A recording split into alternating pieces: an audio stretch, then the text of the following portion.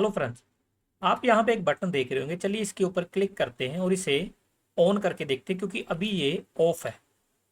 जैसे मैं इसके ऊपर क्लिक कर रहा हूँ तो यहाँ पे आप देख रहे हैं ऑन आ रहा है, और यहाँ पे इस डाटा के अंदर जितनी पेंसिल हैं वो सारी की सारी यहाँ पे हाईलाइट हो रही हैं।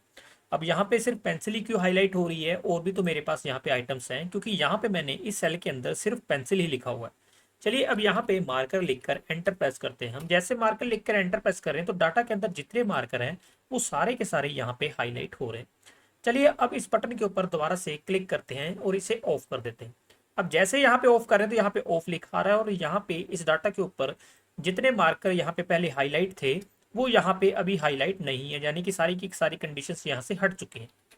अब यहाँ पे मैंने कंडीशन फॉर्मेटिंग का इस्तेमाल किया हुआ है एक नए तरीके से।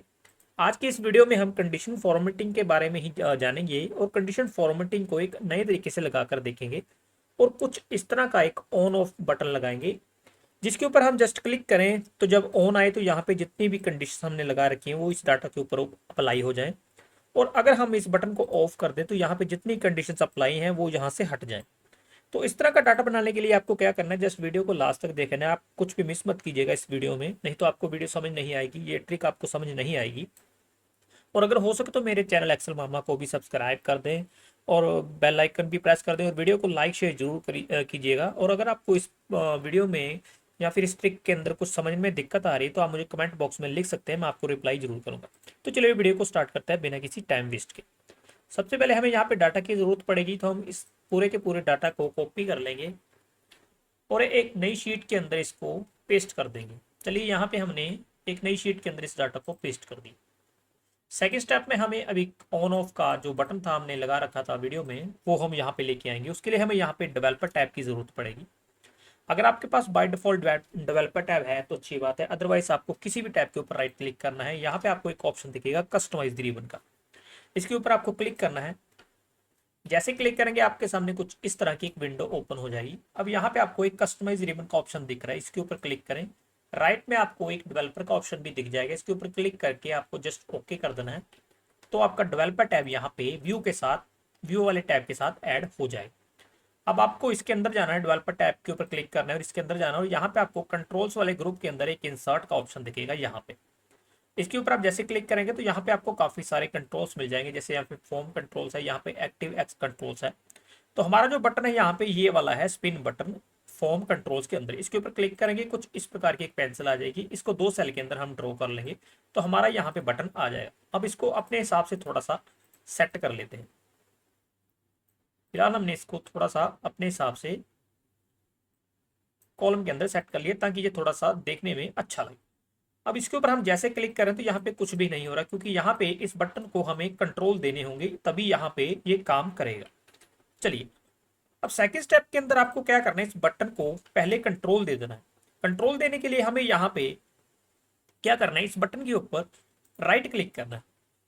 राइट क्लिक करेंगे तो यहाँ पे फॉर्मेट कंट्रोल का ऑप्शन दिखेगा, इसके ऊपर क्लिक करेंगे तो कुछ इस प्रकार की छोटी सी पॉपअप विंडो ओपन हो जाएगी यहाँ पे आपके सामने। अब यहाँ पे आपको इस बटन को कंट्रोल देने के लिए किसी सेल का रेफरेंस देना होगा, तो यहाँ पे आपको इस वाले ऑप्शन के अंदर यहाँ पे क्लिक करना है, और यहाँ पे हम किसी भी एक सेल का रेफरेंस दे देंगे। हम यहाँ पे इस सेल को छोड़ के इस सेल का यहाँ पे रेफरेंस दे देंगे, तो इसके ऊपर क्लिक करेंगे। उसके बाद यहाँ पे आपको मिनिमम और वैल्यू मैक्सिमम वैल्यू डालनी होगी। मिनिमम में हम यहाँ पे 1 डालेंगे और यहाँ पे मैक्सिमम में हम 2 डालेंगे।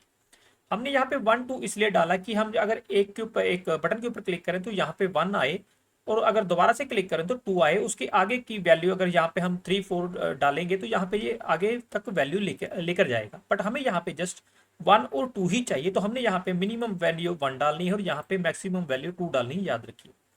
उसके बाद हम यहाँ पे जस्ट ओके कर देंगे। हम जैसे ओके करेंगे तो यहाँ पे 1 आ रहा है, ठीक है। अब हम जैसे इस बटन के ऊपर कुछ ऑन ऑफ कर रहे हैं तो यहाँ पे आप देख रहे हैं कि यहाँ पे 1 आ रहा है और यहाँ पे 2 आ रहा है, क्योंकि हमने यहाँ पे जस्ट मिनिमम वैल्यू 1 ले रखी थी और मैक्सिमम 2 ले रखी थी। अगर हम मैक्सिमम ज्यादा वैल्यू लेते तो यहाँ पे 2 से भी आगे जाती, बट हमें यहाँ पे जरूरत है सिर्फ 1 और 2 की। चलिए अब जो हमने यहाँ पे एक सेल छोड़ रखा था, यहाँ पे हमें एक छोटा सा फॉर्मूला लगाना होगा। फॉर्मूला क्या है आप ध्यान से देखिएगा, इज इक्वल टू इफ, अगर ये एक लॉजिकल फॉर्मूला है, अगर ये वाला सेल बराबर है, यहाँ पे अब हम क्या करेंगे, यहाँ पे हम ऑफ का बटन लगा देंगे और नीचे हम ऑन का बटन लगाएंगे, क्योंकि हम यहाँ पे अगर क्लिक करें तो यहाँ पे ऑन आए, यहाँ पे क्लिक करें तो यहाँ पे ऑफ आए। तो यहाँ पे हम करेंगे इज इक्वल टू, अगर ये सेल बराबर है 2 के तो यहाँ पे ऑफ लिखा आ जाए, बड़े अक्षरों में ऑफ लिख देंगे इन्वर्टेड कोमा के अंदर। उस अगर यहाँ पे कुछ भी नहीं है तो यहाँ पे ब्लैंक आ जाए, ब्रैकेट बंद करके एंटर प्रेस कर देंगे। अब यहाँ पे ऑफ लिखा आ रहा है क्योंकि यहाँ पे अभी 2 है। अब जैसे हम इसको ओके नीचे की तरफ करेंगे तो यहाँ पे कुछ भी नहीं है, तो यहाँ पे इसने 1 उठा लिया और यहाँ पे इसने इसको कुछ भी नहीं दिया, यानी कि ऑन ऑफ कुछ भी नहीं आ रहा है, क्योंकि यहाँ पे 1 आ रहा है। तो यहाँ पे हमने जो कंडीशन दे रखी थी वो 2 दे रखी थी कि अगर इस सेल के अंदर 2 आए तो यहाँ पे ऑफ लिखा आ जाए। अब यही फॉर्मूला हम कॉपी करके नीचे की तरफ पेस्ट कर देना है यहाँ पे। अब इस फॉर्मूले को डबल क्लिक करके एडिट करेंगे। अब की बार हमें यहाँ पे हमने ये सेल का रेफरेंस H5 दिया था, तो हम दोबारा से इसको H5 करेंगे, यहाँ पे इस सेल का ही रेफरेंस देना होगा हमें। अब की बार हमें यहाँ पे 1 डालना है और यहाँ पे ऑन डालना है, कि यहाँ पे अगर 1 आए तो यहाँ पे ऑन लिखा आ जाए। अब एंटर प्रेस करेंगे तो यहाँ पे आप देख रहे हैं ऑन लिखा आ रहा है, क्योंकि यहाँ पे 1 है। अब जैसे इसको मैं ऑफ कर रहा हूँ तो यहाँ पे ऑफ लिखा आ रहा है और यहाँ पे 2 लिखा आ रहा है। अब हमें क्या करना है, इन दोनों को सेल को कुछ कलर कर देना है, यानी कि कंडीशन फॉर्मेटिंग के जरिए इसे हम कलर करेंगे। अगर हम एक एक करके कलर करेंगे, अगर हम यहाँ पे रेड दे दें तो वहां पे ये काम नहीं करेगा। तो हम क्या करेंगे, सबसे पहले इस ऑफ वाले सेल को सिलेक्ट करेंगे, होम टैब के ऊपर क्लिक करेंगे, यहाँ पे हमें कंडीशंस पे जाना है, क्लिक करना है, हाईलाइट सेल रूल्स के ऊपर क्लिक करेंगे, यहाँ पे टेक्स्ट दैट कंटेन के ऊपर क्लिक करेंगे। कुछ इस प्रकार की एक छोटी सी विंडो आपके सामने आ जाएगी। अब यहाँ पे आपको लिखना है ऑफ, इस ऑप्शन के ऊपर क्लिक करेंगे, यहाँ पे कस्टम फॉर्मेट पे क्लिक करेंगे, फिल पे जाएंगे और यहाँ पे इसको रेड कलर देके ओके कर देंगे, क्योंकि हम चाहते हैं कि यहाँ पे अगर ऑफ आए तो यहाँ पे रेड कलर से वो ऑफ लिखा आ जाए।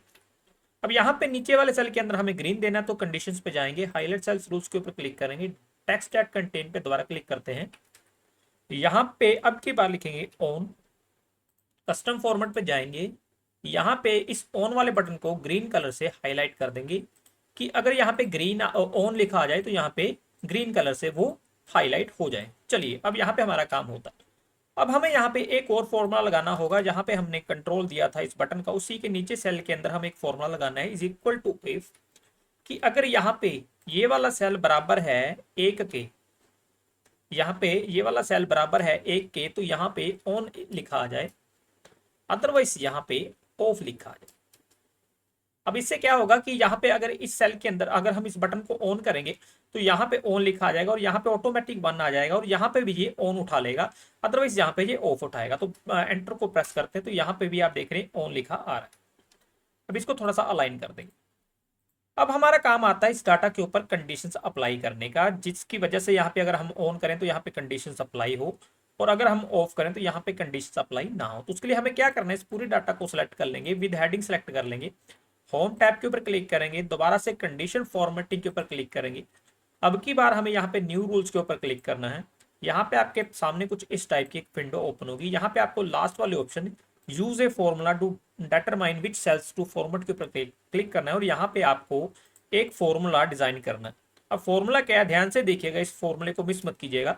आपको यहाँ पे फॉर्मूला लगाना है, is equal to and, bracket को ओपन करेंगे, क्योंकि हमें यहाँ पे 2 लॉजिक देने। अब 2 लॉजिक कौन से हैं कि यहाँ पे अगर हम ऑन करें तो यहाँ पे भी ऑन लिखा आ जाए और यहाँ पे जो हम क्राइटेरिया दे रहे हैं उसके बेस पे यहाँ पे जो आइटम वो हाईलाइट हो जाए। अब मैं आपको एग्जाम्पल के तौर के ऊपर करके बता रहा हूँ। चलिए यहाँ पे हमने एंड लिख लिया। अब हमें इस डाटा के अंदर से किसी एक सेल को सिलेक्ट करना है, तो चलिए हम यहाँ पे आइटम नेम वाले सेल को सिलेक्ट कर लेते हैं। आप भी आइटम नेम वाले सेल को ही सिलेक्ट कीजिएगा। अब यहाँ पे हमने, आप ये देख रहे हैं कि इसने A4 को, यानी कि हमारा जो ये सेल है आइटम नेम वाला A4 है, इसको इसने फ्रीज कर दिया। अब हमें क्या करना है, सेकंड वाले डॉलर को यहाँ से डिलीट करना होगा। अगर हम ये डिलीट नहीं करेंगे तो यहाँ पे ये इसको इसी सेल के अंदर ही सीमित रखेगा, नीचे तक नहीं लेके जाएगा। तो हमारी जो आइटम्स है वो नीचे है। तो फिलहाल इसको हमने डॉलर हटा दिया। अब आपको इज इक्वल टू कि मतलब है कि यदि ये वाला सेल बराबर है इस सेल के, कि यानी जहां पे हमने आइटम डालनी है, कि ये वाला सेल यदि बराबर है इस सेल के, ठीक है, और कोमा, और ये वाला सेल, ये वाला जो सेल है यहाँ पे जो हमने कंट्रोल दिया था बटन के, उसके नीचे जो हमने फॉर्मूला लगा रखा था, ये वाला सेल बराबर है इज इन्वर्टेड कोमा के अंदर ऑन कर लिख देंगे, ब्रैकेट बंद करेंगे, कि अगर ये वाला सेल बराबर है ऑन के, तो यहाँ पे डाटा के अंदर किसी एक पर्टिकुलर कलर से यहाँ पे हमारा डाटा हाईलाइट हो जाए। अब हमने क्या किया, यहाँ पे कंडीशंस अप्लाई कर दी, बट हमें अभी यहाँ पे कोई भी कंडीशंस अप्लाई नहीं दिख रही, क्योंकि हमने यहाँ पे मार्कर भी डाल रखा है, इसलिए दिखाई नहीं दे रही, क्योंकि हम यहाँ पे इस बटन को ऑफ कर रखा है। चलिए इसको ऑन करते हैं। हम जैसे इसको ऑन करेंगे तो आप देख रहे हैं जितने मार्कर यहाँ पे हैं डाटा के अंदर वो हाईलाइट हो रहे हैं, क्योंकि यहाँ पे हमने आइटम नेम मार्कर डाल रखा है। चलिए अब यहाँ पे आइटम को चेंज करके पेंसिल लिख के एंटर प्रेस करते हैं, तो जितनी पेंसिल होंगी यहाँ पे सारी की सारी हाईलाइट हो रही। इसका मतलब ये है कि हमारा ये जो कमांड बटन दिया है हमने, ये ऑन ऑफ का बटन दिया है, ये हमारा काम कर रहा है। आप देख रहे हैं यहाँ पे काम कर रहा है। अब हमें क्या करना है, इन दोनों वाले जो हमने ये दो फॉर्मूला लगा रखे थे, इनको आप चाहें तो यहाँ पे किसी एक नो कलर से या फिर व्हाइट कलर से हाइड भी कर सकते हैं, ताकि ये कुछ दिखने में अच्छा लगे और जस्ट हमें यहाँ पे सिर्फ ऑन ऑफ का ही बटन दिखे। तो इस प्रकार से आप अलग अलग टाइप की कंडीशंस अप्लाई कर सकते हैं।